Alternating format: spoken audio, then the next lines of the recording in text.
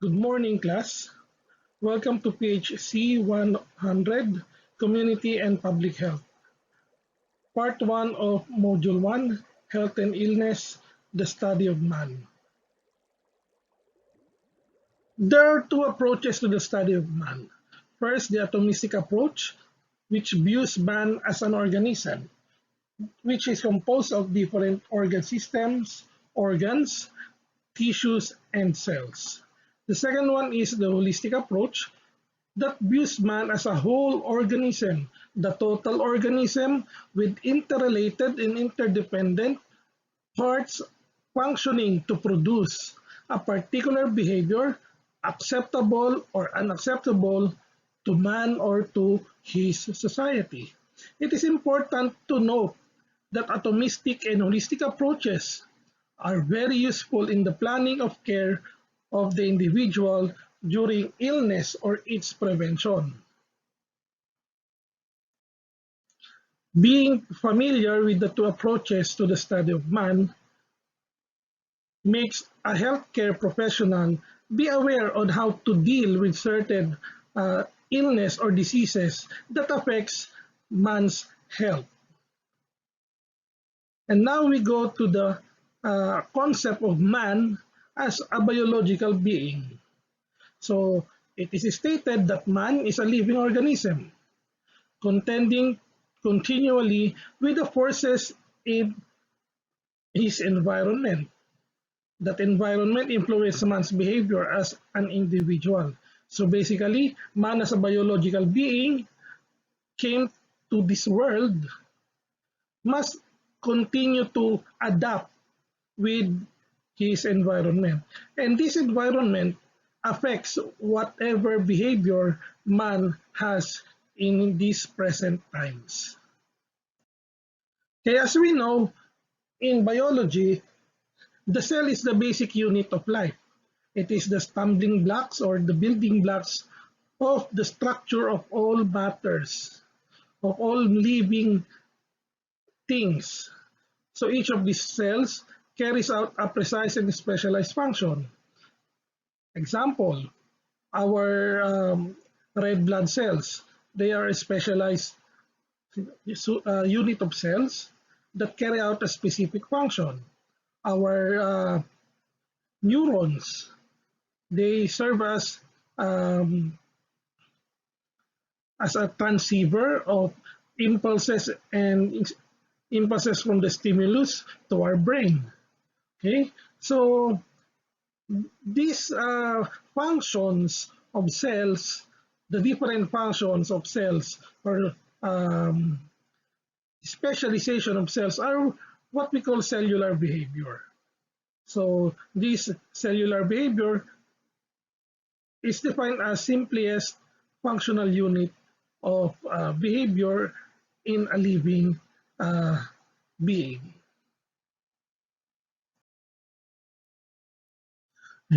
There are two major systems in the concept of man as a biological being.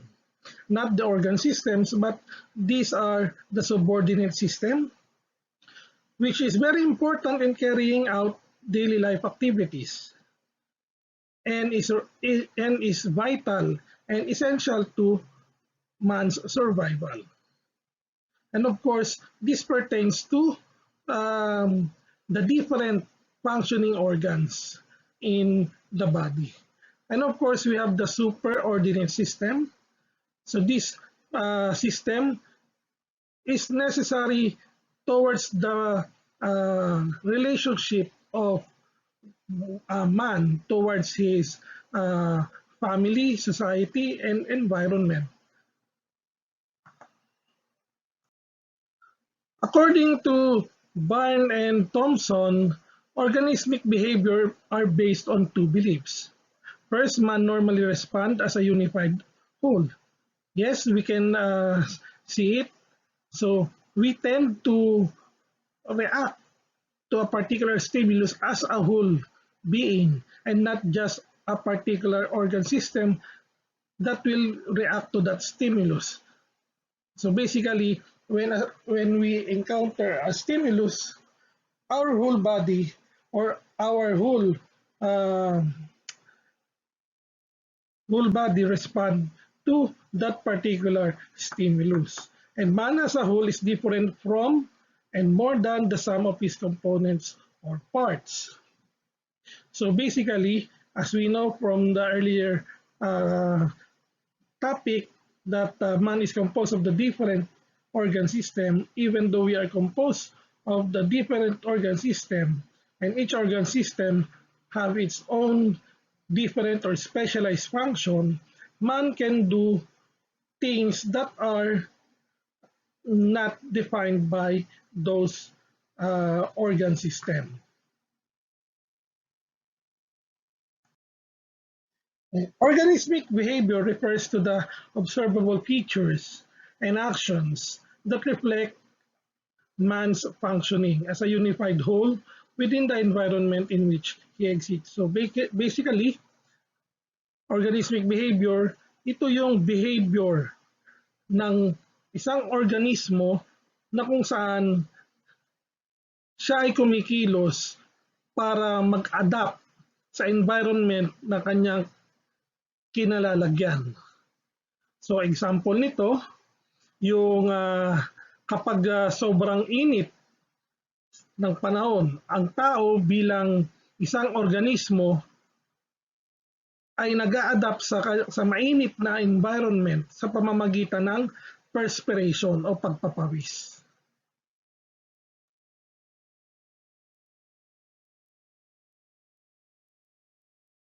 The next concept in the study of man is man as a psychosocial being.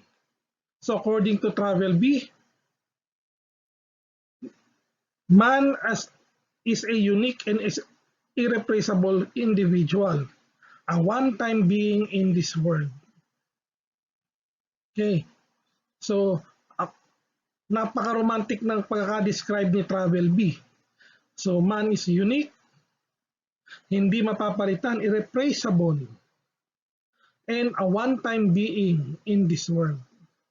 So of course, each individual, each of us are individually unique. Di ba? Hindi tayo pare-parehas. Magkakaiba tayo. Kahit na yung mga identical twins, they are unique in their own special way. Okay?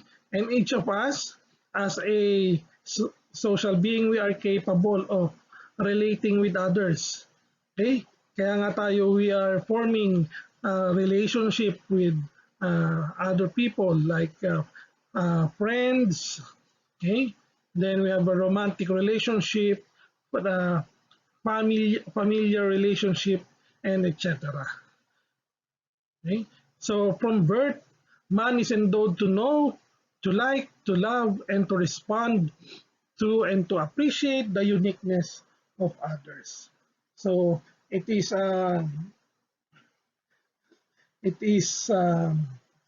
very important for us to appreciate the uniqueness of others, and not only of others, but the uniqueness of ourselves. Kasi we tend to compare ourselves to others, which is not very healthy for us. Okay? So each of us is a unique being, irreplaceable individual. And remember that we are a one-time being in this world. So never compare yourself with others. Okay, these are the characteristics of man as a psychosocial being. So these 5 characteristics will show you the paradoxical characteristic of man. When we say paradox, it is an opposite description. Okay, so like number 1, alike yet unlike. Tayo daw ay magkakaparehas pero hindi pa rin magkakaparehas, di ba? In a term, we are magkakaparehas pero tayo ay unique. May mga pagkakaiba pa rin tayo.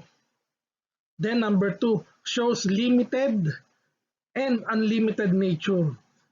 So meaning meron daw tayong mga limitado at mga hindi limitadong aspeto sa ating pagkatao. Okay? And we are a creature of contradiction. So tayo ay nilalang ng isa tayong nilalang ng contradiction ng mga opposing ideas. We are rational being, yet irrational at times. Diba? Normally, we define man as a rational animal. So rational, ibig sabihin we are capable of thinking. Yet, even though we are capable of thinking, sometimes we behave irrationally. Same goes with number 5. Maturity with core of immaturity.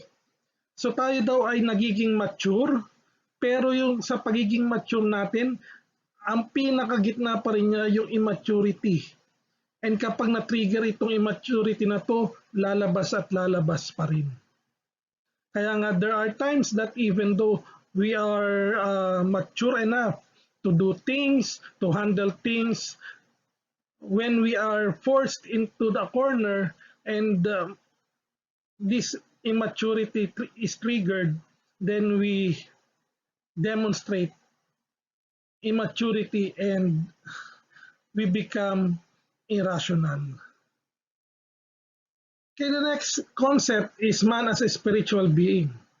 So basically, man since the beginning of time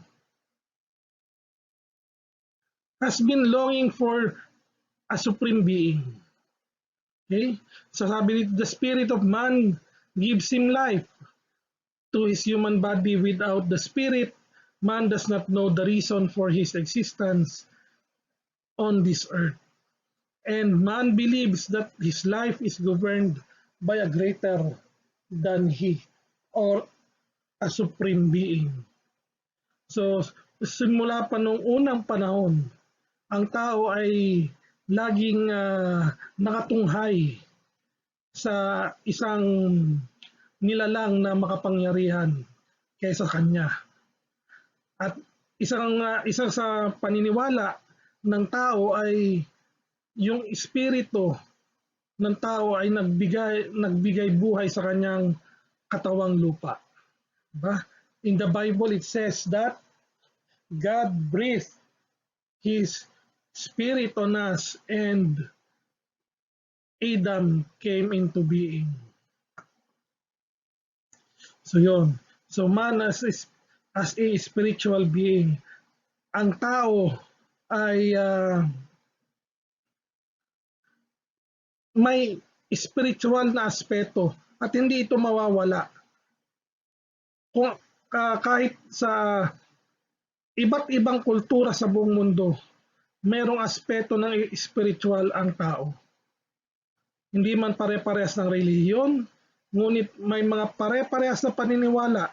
Naniniwala sa Diyos, or naniniwala na may Diyos, naniniwala na may Espiritu. At dahil dito, ito ay nagiging bahagi ng kanilang kalusugan o ng kanilang behavior when it comes to health. And we will be discussing that later on in the part 2 of our module 1. Okay, there are two spiritual nature of man. So it is the intellect and the will. So basically when we say intellect, ito yung kakayahan ng tao mag-isip. Diba? It is the capability of man to think and to be knowledgeable, to look for answers to the questions that he has in mind. So intellect is defined as it allows man to look for truth. It gives him the ability to perceive his surroundings or the forces within or outside him. So perceive, yung perception niya sa kanyang kapaligiran, sa mga forces na sa kanyang sarili at ganoon sa panlabas. Okay? And pangalawa is the will. Okay? The will, free will. When we say will, it is our capability to decide. It is our capability to choose what to do or to do things in our own. So it expresses man's own wishes, desires, and longing to do what he has set his mind to do. So basically, ito yung kapangyarihan ng tao na gumawa ng bagay ayon sa kanyang kagustuhan. Okay? In order to initiate, to sustain, or to terminate any human activity. Basta nandun yung kanyang kagustuhan upang gumawa, tumigil, basta ito ay sarili niyang desisyon at kagustuhan. It is the free will. It is his capability to do what he wants to do, and the intellect to search for truth and the meaning of his life. And because of that, now we go to the needs of man. Of course, we know that since in our childhood that there are basic needs that man need to fulfill in order to be healthy and to function as a normal unit in society. So we define need first. So need is something that is essential to the emotional and physiologic health and survival of humans. Okay? So it is a requirement for well-being. So basically, pag sinabi nating need, pangangailangan, okay? Kailangan, from the word kailangan, ito yung mga basic necessities na maaaring tumugon sa physiologic at emotional aspect ng ating pagkatao. Okay? So when we say physiologic, so ito yung physical na pangangailangan like food, diba? Food, air, water, and clothing yan. So physiologic. Emotional, so nandyan yung love, acceptance, belongingness. Kaya papasok tayo sa Maslow's hierarchy of needs. Okay? But before we go to Maslow's hierarchy of needs, first we must know what are the characteristics of human needs. So there are 7 listed characteristics of human needs. First, human needs are universal, pangkalahatan. Okay? Human needs may be altered by individual priorities. So meaning, ang bawat isa sa atin, yung pangangailangan natin ay maaaring iba-iba ang pagka-prioridad. Iba-iba yung ating inuuna sa ating mga pangangailangan. Okay? Human needs may be deferred, meaning itong human needs ay pwedeng hindi muna natin bigyan pansin. Okay? Subalit in the long run, ito ay atin ding dapat solusyonan. Then human needs may be met in different ways. So itong mga pangangailangan natin na ito ay may iba't ibang pamamaraan upang masatisfy at magampanan or makamtan. Okay? Number 5, human needs are aroused by either external or internal stimuli. So itong pangangailangan natin ay maaaring dulot ng pangloob o panglabas na factors. Okay? Then human needs are interrelated. Itong mga pangangailangan natin ay magkakaugnay. And number 7, an unmet need results to disruption of normal body activities and frequently leads to eventual illness.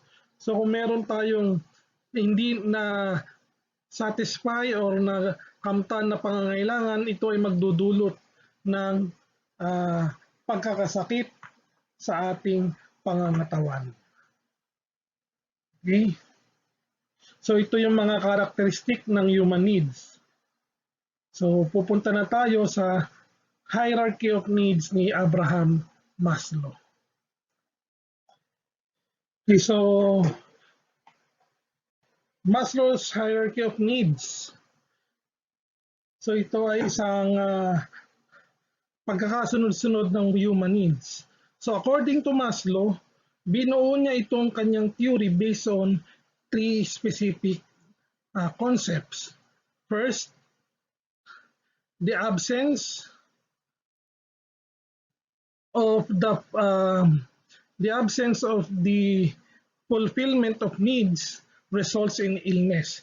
Ibig sabihin, okay, kapag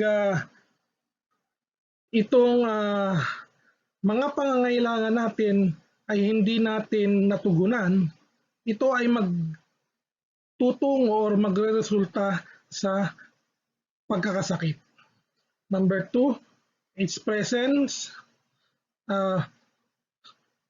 signals health. Okay, so meaning kapag ito ay natugunan agad, meaning tayo ay healthy. Ibig sabihin healthy tayo. Number 3, meeting of an unmet need restores health. Kapag natugunan na natin yung pangangailangan na hindi natin natugunan before, yung ating kalusugan ay manunumbalik.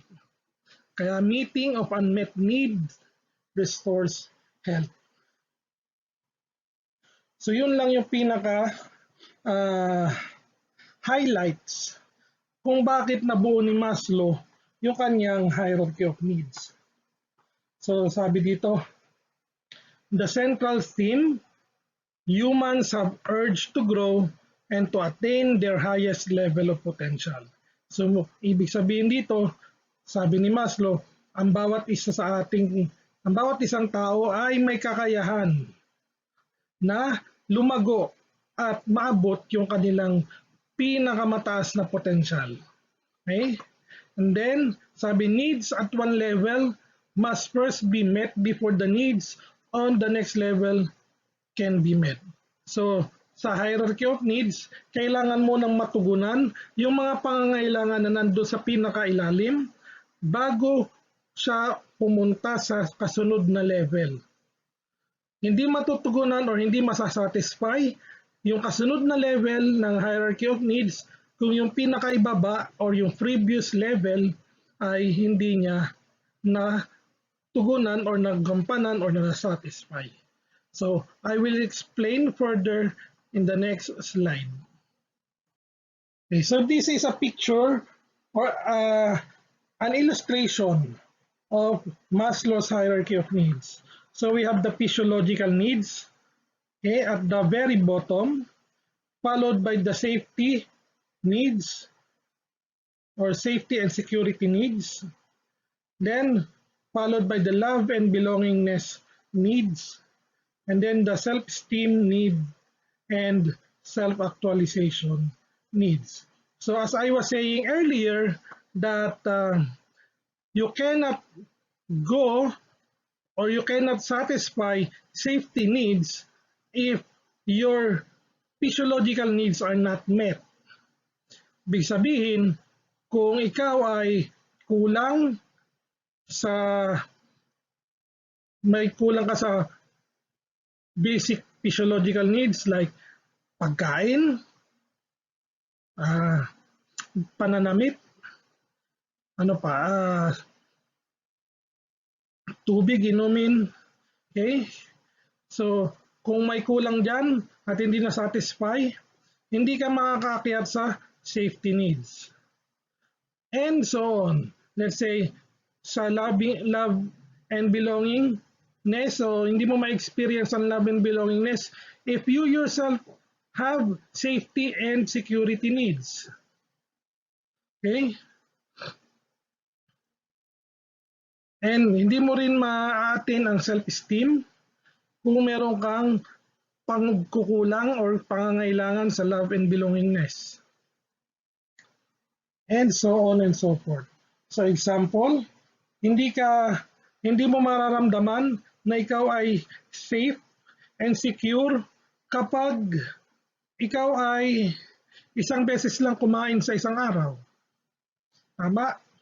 Diba? Or hindi mo mararamdaman na ang love and belongingness kung ikaw ay hindi nakatira kasama ang iyong family or walang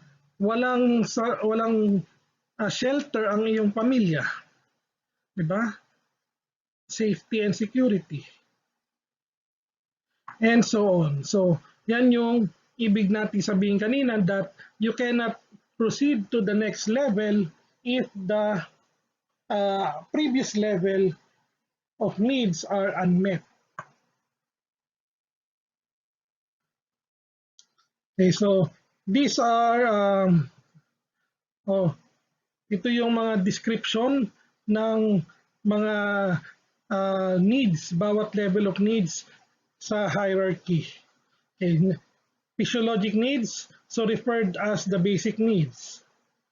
So physical needs that are inherent in all human beings. So this must at least minimally or met minimally for life to continue. Below the level of subsistence, death will occur. Ibig sabihin, kapag hindi ito na meet at patuloy continually na hindi siya na-meet yung basic needs, it will lead you to death. So basic needs or physiologic needs. Then safety and security needs. So both physiological and psychological. Okay? So meaning yung ito ay kinabibilangan ng hindi lang sa pag-iisip kung hindi pati yung sa ating pangangatawan. So need for shelter, freedom from harm and danger. So sabi nga kanina, kung ikaw ay walang permanenteng tinitirhan or ikaw ay nakatira lang sa ilalim ng tulay, so wala kang sense of safety and security. Okay? So need for awareness, sureness, familiarity, and trustworthiness. So nandyan din yung sabi natin kanina, kung hindi ka nakatira kasama yung family, so nawawala yung sense of security. Hindi ka yung pagiging secure. So some of us feel secure when we are with our family. Okay. So ayan. Then we proceed to the next levels. Okay. So love and belongingness. So kapag naabot na natin or nakamtan na natin yung safety and security, so we gain love and belongingness. So this love and belongingness will improve our sense of safety and security. Okay, so there will be a reinforcement doon sa relationship with others. Okay, and not only that, we all need mutually meaningful relationship with other people. When we say mutually meaningful relationship, it does not pertain only to romantic relationships, but also with friends or friendly relationship or familiar relationship. So, but it must be mutual. Okay? So the need for love encompasses both giving and receiving. So kailangan the process of giving and receiving are present. Okay? Then belonging needs to include the attainment of a place in a group. Yung bang na hindi tayo na-OOP yung sa salitang natin, salitang kalye natin na kailangan in order for us to attain these needs or malampasan natin itong needs na to, itong level na to, kailangan we have a place to belong. Yung hindi tayo na-out of place. Okay? So that is love and belongingness. Okay? Then, self-esteem. So derived largely from the feeling that we are valued by those around us. However, okay, self-esteem also comes from within ourselves. Okay, so very simple lang yan eh. Of course, yung ating self-esteem na-develop yan in time. Okay? So kung ikaw wala kang tiwala sa sarili mo, okay, so hindi mo mailabas kung ano yung kakayahan mo, kung ano yung talent mo. Okay? So kung hindi mo siya mailabas, how will you get the recognition of the people around you? Diba? Kaya nga sabi dito, derived largely, okay, nanggagaling yung kalakihan ng self-esteem natin sa ating pakiramdam na tayo ay binibigyang halaga ng mga tao na nakapaligid sa atin. So in order for us to feel that we are valued by others, of course, we must show them kung ano man yung ating kakayahan, yung ating mga talento. Kaya self-esteem also comes from within. Okay? Kasi walang magiging self-esteem. Kaya nga, sa salita pa lang, di ba, self-esteem. Self-sarili. Manggagaling sa ating sarili. Okay? Manggagaling muna sa ating sarili. Ipapakita natin yung ating kakayahan, yung ating kapasidad, yung ating mga talento sa ibang tao. Nang ganon, tayo ay ma-appreciate, ma-recognize, okay, at mabigyang halaga ng mga taong nakapaligid sa atin. At dahil doon, mararamdaman natin na tayo ay binibigyang halaga at madedevelop sa ating sarili yung confidence, yung self-esteem. Okay? So napakahalaga na dapat manggaling sa ating sarili yung confidence to do or to meet self-esteem needs. Okay. Sa una, mahirap talaga pero darating yung time na kailangan natin gawin in order for us to grow. Diba? Ang tao ay naglalayon na mag-grow. Nandun yung ating longing na hindi tayo magstay sa isang stagnant na kalagayan kung hindi para tayo ay umunlad at maka-attain ng self-enlightenment or self-actualization, which is the highest level in Maslow's hierarchy of needs, the self-actualization needs. So the need to reach one's potential to development of one's unique capabilities. Okay, so very clear that in order for us to fulfill our self-actualization needs, to meet our self-actualization needs, kailangan magkaroon ng development yung ating sarili, yung ating mga kakayahan, mga talents, mga kapabilidad. Diba? And we must also remember that the process of self-actualization is an ongoing process. Hindi siya, once na na-attain mo siya, mag-stop ka na. Because growth does not stop. Learning does not stop when you graduate. Okay? So learning, growth is an ongoing process. You only stop growing, you only stop learning when you are dead. Okay? So these are the qualities that indicate achievement of one's potential. So ito ay pamantayan lang. Itong mga ito na naabot mo na ang self-actualization. So, meron ka ng pagtanggap sa sarili mo at sa ibang tao. So meaning di mo na kinukumpara ang sarili mo sa ibang tao. Okay? Meron kang focus sa interest o sa problema na nasa labas ng iyong sarili. Meaning, kung ito ay problema sa trabaho, hindi mo i-involve ang buhay mo sa bahay. Okay? So ito naman ay problema sa bahay, hindi mo siya dadalhin sa trabaho. Then, ability to be objective. So, ano ba yung ibig sabihin ng objective? Kailangan mawala yung ating biases. Okay? Biases sa pagtingin sa ibang tao, biases sa pagdesisyon. Okay? Then, feeling of happiness and affection for others.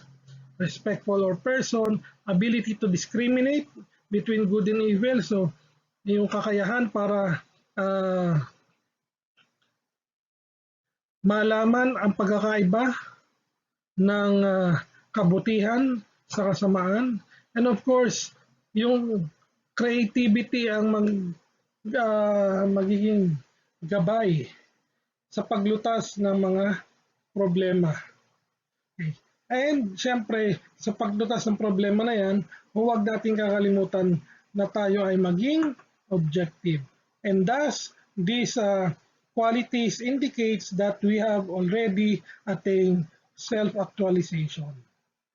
But again, as I wish to point out that even though you attain self-actualization, you must not stop there. You must continue to develop your own capabilities, your talents, your self skills. Kapatuloy dapat yan. Okay? And okay, so hindi ibig sabihin na natin ng self-actualization, hindi na siya pwedeng bumalik sa mga previous needs. So there are times that people face challenges or situation na kung saan mawawala yung kanilang self-esteem. Siyempre, kung nawala yung self-esteem nila, automatic yun that self-actualization ay nawala din. And so, babalik siya sa pagbuo muli ng kanyang self-esteem. Sa pagtupad muli or paggampan ng mga pangangailangan niya sa self-esteem. Okay? Okay. After talking about man, now we go further, a step further. We will be talking about the family. Okay. So basically, it is the basic unit of social institution or the primary group in a society. So, a family daw is a social group characterized by common residence, economic cooperation, and reproduction. It is also a group of persons unified by ties of marriage, blood, or adoption, constituting a single household teaching and communicating with each other in their respective social roles. So meaning, ang isang family ay isang group of people, okay, na maaaring pinagbuklod-buklod sa pamamagitan ng kasal, ng dugo, or ng adoption. Okay, na nasa isang bumungan lang. Okay, or sabi nga dito, common residence. Okay, so at mayroon silang kanya-kanyang roles like nanay, tatay, or father, mother, children, grandparents, uncle, and so on. Okay? So we will be talking about family.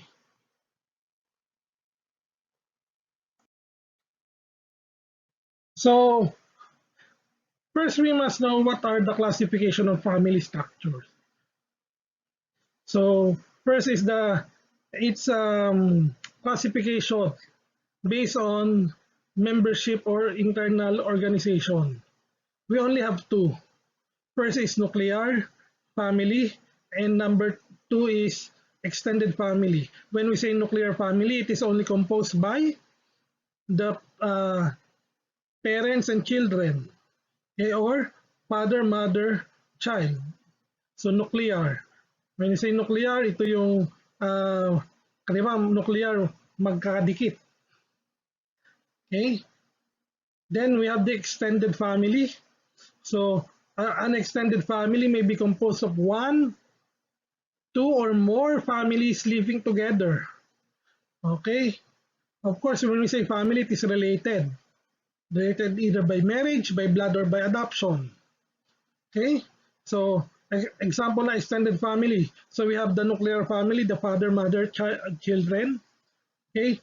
Kapag nandyan, pag si father, mother, children nakitira or nakatira sa maternal parents or maternal grandparents like si lolo, lola, kasama nila, that's already considered as extended family.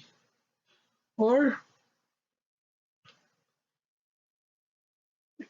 dalawang magkapatid, parehas may pamilya, okay, living together, extended family.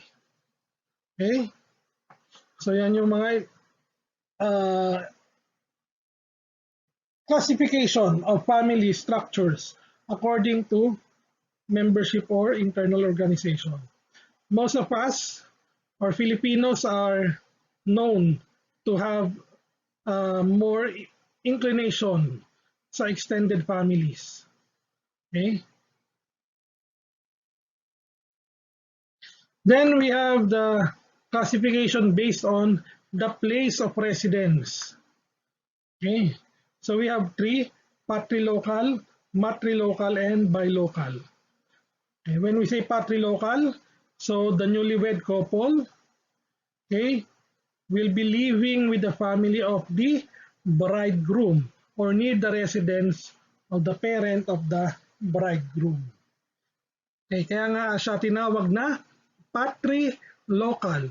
Patri means father or bridegroom. Okay? Next, matrilocal. Siyempre, with the term matri, so mat coming from the Latin word mater, which means mother. Okay? So requires the newlywed couple to live with or near the residence of the bride's parents. So, yung bagong kasal ay titira malapit or dun sa mismong bahay ng magulang ng babae, ng wife. And of course, by local, when we say by, dalawa. Diba? Two. So provides the newlywed couple the choice of staying with either the groom's or the bride's parent, depending on the factors like relative wealth of family or the status or the wishes of their parents. Okay? So meaning pwede naman silang tumira sa parehas na side. Okay? So depende sa kakayahan, sa wealth ng families nila. Eh, kasi yung iba sa atin, di ba? Yung iba, let's say, 1 month titira doon sa family sa side na groom, 1 month doon sa side ni bride. Okay, so ganun. Kaya siya ay bilocal.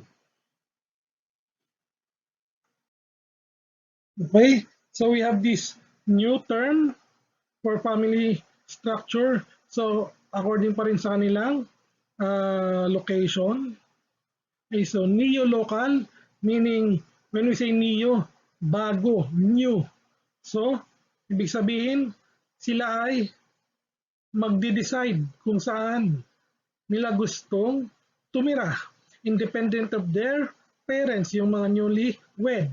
Okay, so pwedeng tumira sila sa isang lugar na wala silang relative or far from their uh, parents. Okay, then number 4, the avuncollocal.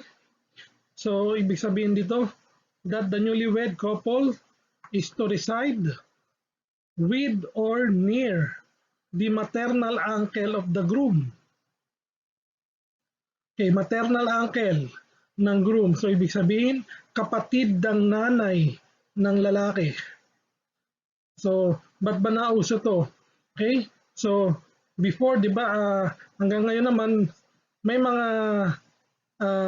tao na pinipiling hindi magpamilya. So, usually, it's either matandang babae or matandang dalaga or matandang binata. So, in case dito sa Abunco Local, so probable na ito ay matandang binata na kung saan may sapat na kakayanan para patirahin ang bagong kasal. So, kapag sa maternal uncle ng groom, it's Abunco Local. Neo-local kapag sa isang lugar na malayo doon sa both parents or bagong lugar, kaya nga neo. Then bi-local, both sides. Okay, matrilocal sa bride side and patrilocal sa bridegroom's side. Okay, clear? Okay, very good.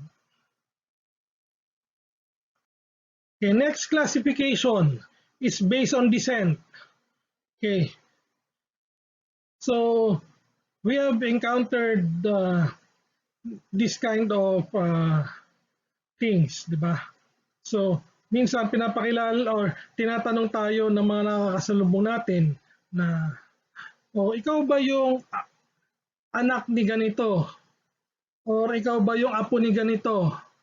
Ikaw ba yung anak ni Katekla? Ikaw ba yung apo ni Mayor? Ikaw ba yung anak ni Maria? Ganyan. So, okay.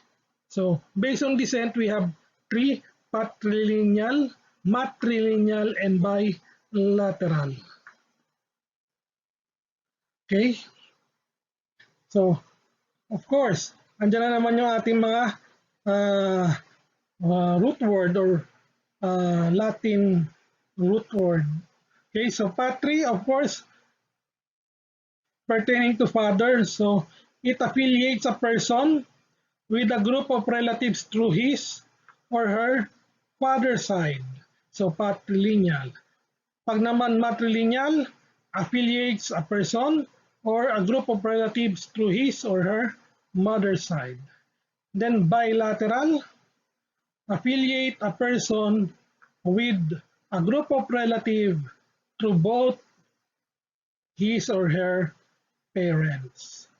Okay, very clear. Matri, lineal father side affiliation. Okay, then matrilineal mother side affiliation. Bilateral both side affiliation. Okay, so we proceed to the next classification, which is based on authority. So we have the patriarchal, the matriarchal, the egalitarian, and matricentric. Okay, so very easy. Andiyan na naman yung mga terms natin. Patriarchal, so word patri, okay, father, so the authority is with the oldest male in the family, often the father, kaya siya ay patriarchal. Okay. So is your family patriarchal? Okay. Then matriarchal, the authority is given to the mother or mother's kin. So is your family matriarchal? Egalitarian, the husband and wife exercise a more or less equal amount of authority within the family. Egalitarian, equal. Okay? And number 4, matricentric. So, baka maguluhan kayo ha. Magkaiba ang matriarchal sa matricentric. Okay, when we say matricentric, mayroong prolonged absence of the father. Dahil sa prolonged absence ng tatay, so si mother yung naging decision maker, naging authority sa family. Okay? So although the mother is is in the dominant position, so the father may also share with the decision making. But it is unlike with the matriarchal, now where the authority is solely vested with the mother. Okay, matriarchal, matricentric. Matricentric ibig sabihin, naka-centered sa mother yung authority. Okay, pero hindi siya totally given sa mother. Unlike sa matriarchal, it is totally given to the mother. Okay? Clear tayo dyan ha? Huwag malilito. Okay. So what do you think are the functions of the family? So there are different functions of a family, or there are many functions of the family or a family. Okay? The family gives us our identity. The family provides us our first social interaction, social life. The family provides for us. Okay? So yung ating financial aspect. Okay? Not only that, the family provides guidance as we grow up. Okay? Also, the family gives us the or shares with us the culture of the society where the family lives in. Okay. So there are many more functions of a family. So the family also acts as the support, emotional support or moral support of a family member. Okay? So the family is a very important group in society. Okay, so we now move on to the last topic of part 1 of module 1, the stages of the family. So first is the beginning a family. So basically, when we say beginning a family, the family comprises of usually the newlyweds, di ba? The husband and wife planning to have or not to have children. Then second, childbearing family. So this type of family are adjusting to a life of having a new member of the family, which is the children, a child or the children. So supporting the needs of all three members and renegotiating marital relationship. Okay? So kung ang focus sa beginning a family is between husband and wife, so pagdating sa childbearing family, the focus is not the husband and wife, but the baby or the child or the children. Okay? So changing the economic aspect of the family, because from 2 naging 3 na. Okay? Then the third stage is family with preschool children. Of course, there will be adjustment also. Why? Because the children are already schooling. Pumapasok na sa school. Siyempre, may dagdag gastos. Okay? At the same time, okay, preschool children are starting to be, or itong mga uh, preschool children ay makukulit, malilikot. So, coping with parental loss of energy and privacy. So, yung privacy ng parents or ng mag-asawa ay nawawala din. Kasabay ng pagkapagod dahil nga sa sobrang hyper ng mga preschool children. And then a family with the school age children naman. Okay, so fourth stage. So of course, adjusting also to the activity of growing children. Then promoting joint decisions between child and parents. So meaning should be a good practice for this stage of family that the parents involves their children in decision making. And of course, encouraging and supporting their children in their education. Okay.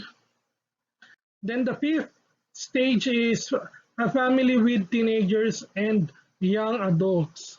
So the main focus here is maintaining open communication. So madalas kasi nagiging problema sa mga family na may mga teenagers is na wawala yung communication. Okay? Kaya si teenager sa mahanap ng aruga or ng love and belongingness sa kanyang mga kaibigan. Okay? And kaya nga, supporting ethical and moral values within the family. Okay. So, maintaining open communication. Okay, when we say communication, it is a two-way part. Kailangan pag may nagsasalita, may nakikinig. Okay, that is communication. Hindi yung gusto mo, ikaw lang ang magsasalita. Okay, may turn din na ikaw naman yung makikinig. And the sixth stage of the family is the post-parental family. Meaning, when we say post-parental, yung parental responsibility mo ay tapos na. Okay? So, balancing between freedom with responsibility. Okay, so releasing young adults with appropriate rituals and assistance. Now, strengthening marital relationship na nawala noong kailan nawala? Nagkaroon ng less ng privacy or loss of privacy noong preschool stage or family with preschool children. Then, maintaining supportive home base or the family home. Okay? So, nandiyan na yung mga activities na every Sunday, pupunta kayo doon sa family home nyo para to have lunch together. So, yan. Yan yung ilan sa mga activities ng post-parental family. So, yung Sunday get-together or etc. Okay? And then, the last stage of the family is the aging family. Okay. So, in this family, preparing for retirement na ang parents. Okay? Then maintaining ties with the younger and older generation. Why? Because dito sa aging family, okay, nandito na yung ikaw ay lolo at lola na. So magkakaroon ka na ng apo. And during this time, so the older generation will connect with the younger generation. Okay, then adjusting to retirement. So meaning nag-a-adjust na yung katawan mo and your psychological aspect ng pagiging retired. And of course, yun, closing of family house. So sa atin naman, hindi naman applicable yung closing of family house. So usually sa Western countries itong closing of family house. When we say closing of family house, usually kasi yung mga matatanda sa Western countries ay dinadala sa mga nursing homes. So therefore, wala nang pupuntahan na family home. Okay? So that are the these are the 7 stages of the family, and this ends our module 1 part 1. Okay, so for the references you can view this. Okay,